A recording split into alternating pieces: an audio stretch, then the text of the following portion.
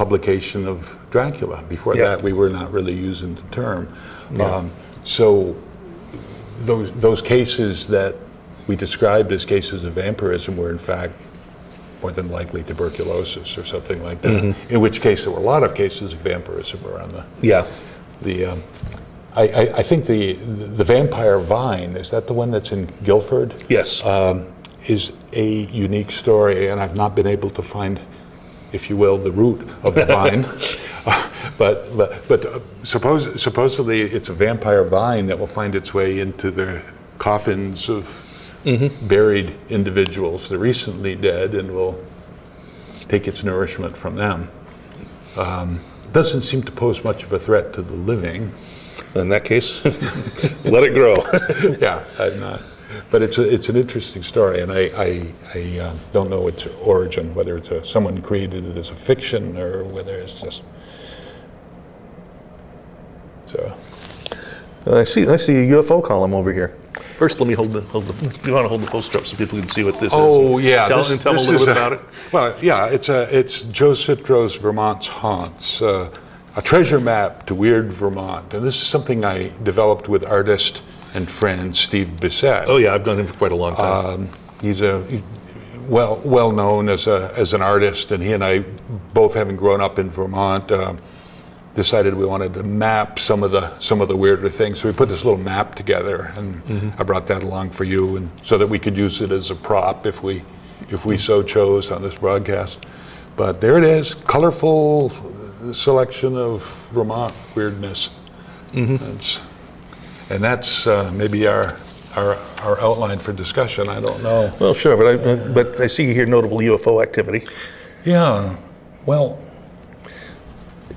of course, I've never been too interested in UFOs, simply because they're not uniquely a Vermont phenomenon. I mean, when they're described as flying silos or something like that, maybe that makes them a little bit more region specific, but they're a worldwide phenomenon. So, of course, they occur here in Vermont, but there's nothing uniquely Vermont about them, as far as I know. There have been, I'm working with a guy right now who is trying to collect all the known cases of human-creature interaction, and creatures can include alleged UFO occupants. So if we were meeting next week instead of this week, I'd probably have his list in front of me, because he's given me a specialized list about UFO contacts just here in the state. There's a lot of lore that doesn't readily make the press about UFOs, about how there are a lot of them in the state, that they follow rivers and telephone lines, and that's what keeps them kind of invisible to us, because they're flying through highways that are already made but are not used as conventional highways. There's stories about how they have bases under Lake Champlain, for example. People have seen or believe they have seen structures coming up out of the lake and shedding water and soaring off into the sky. Never happened to see one myself. But.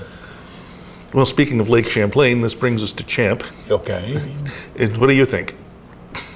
What do I think? Yeah. Do I think there's a critter in the lake? I think it's quite possible that there's a critter in the lake. There's been so many sightings, and I've talked to so many people who believe they've seen it.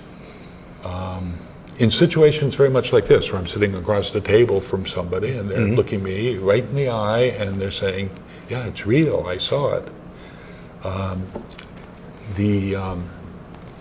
The mother of a trusted friend had an interesting sighting that she describes. I didn't have the sighting myself, I don't know. But the mother, who is not in the habit of fabricating, as I understand it,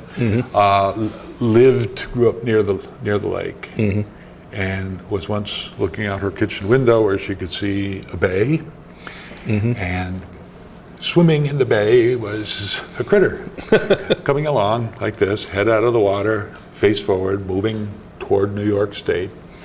And as it was moving, so the story goes, an airplane went over.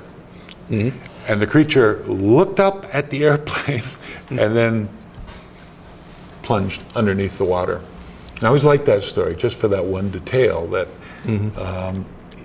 it seemed to be aware of its surroundings. It seemed to be aware that there was an airplane.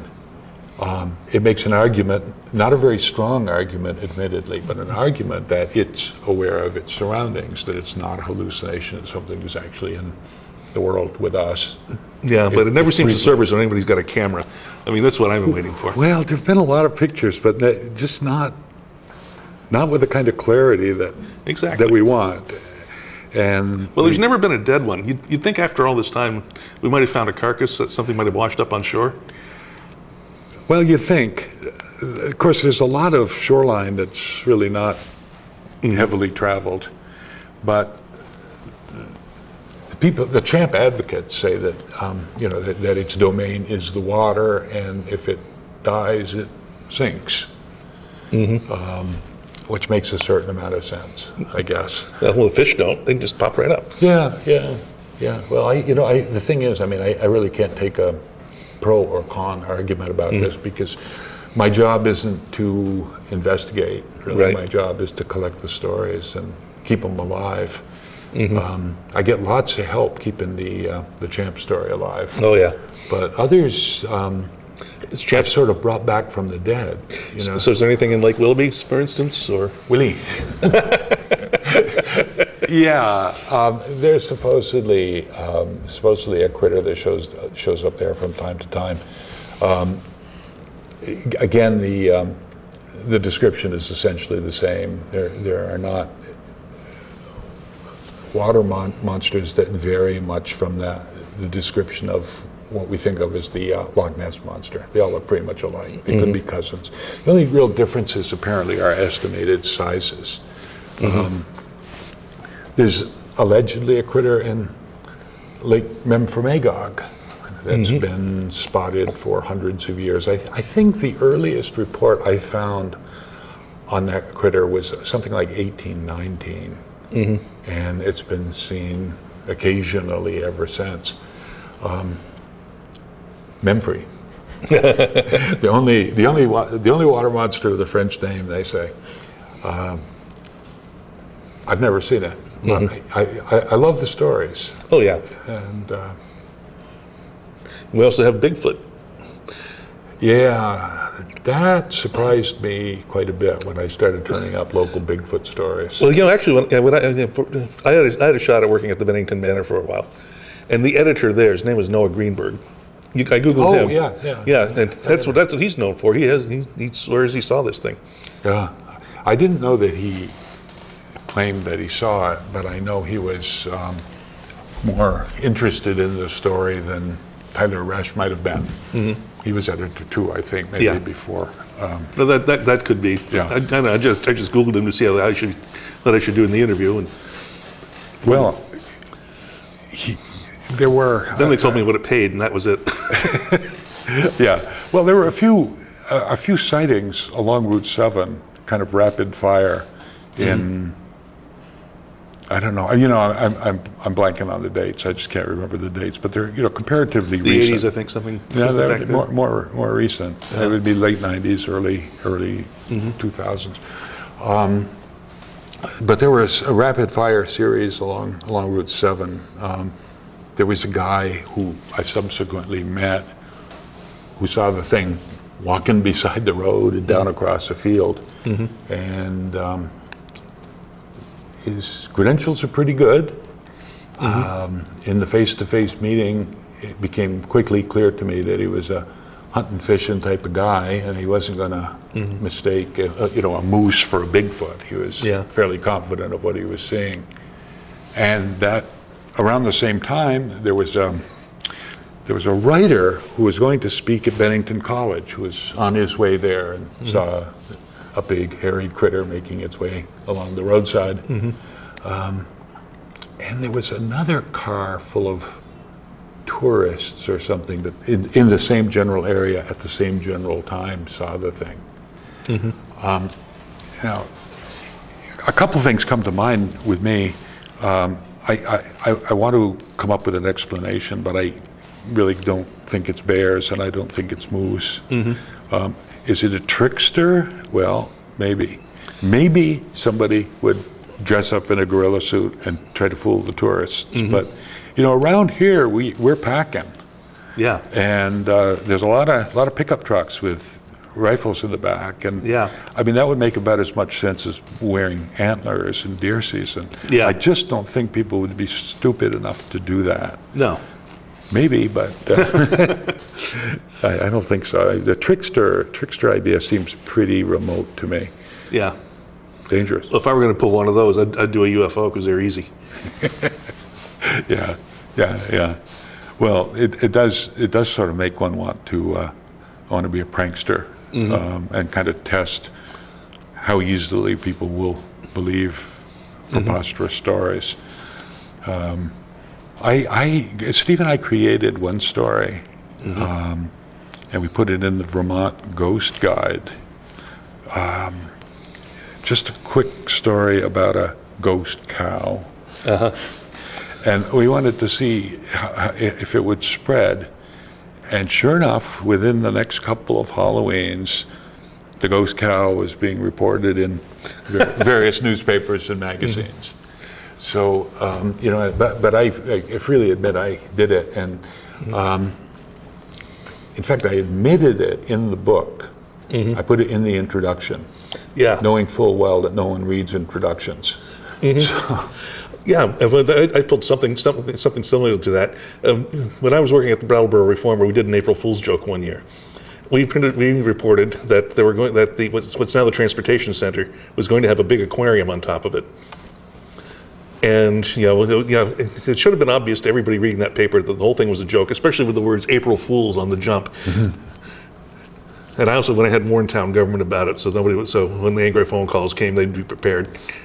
But you'd be surprised at the number of people who just didn't get it.